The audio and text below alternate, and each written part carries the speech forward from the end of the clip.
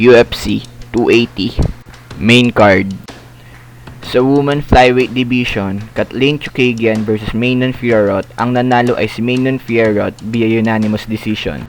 Sa Men's Lightweight Division naman, Beneil Dariush vs. Mateusz Gamrot. Ang nanalo ay si Beneil Dariush via unanimous decision.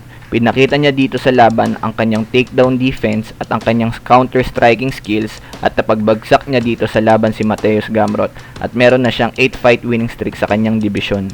Sa Men's Bantamweight Division naman, former Bantamweight Champion and number 1 rank contender Peter Yan versus number 11 rank contender Sugar Sean O'Malley.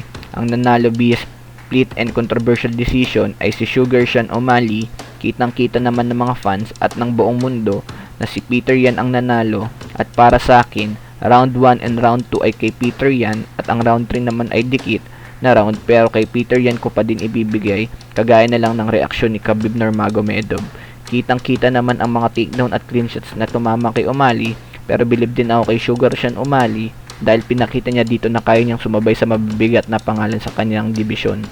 Sa post-fight interview naman ni Sugar Sean O'Malley, hindi siya makapaniwala na siya ang panalo, kaya ang sa UFC 280 sa Bantamweight Championship, Aljamain Sterling versus TJ Dillashaw.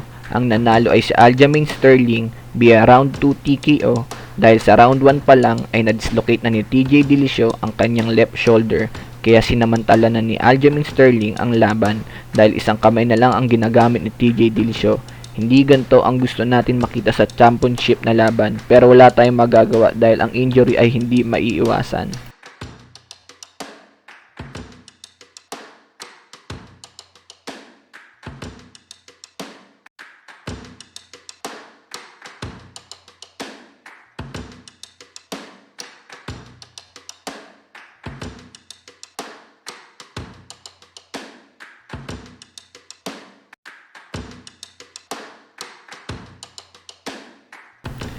At sa main event ng UFC 280, ang pinakahinihintay ng lahat, Charles Oliveira versus Islam Makhachev. Ang nanalo ay si Islam Makhachev via round 2 submission at siya na ang undisputed lightweight champion sa lightweight division.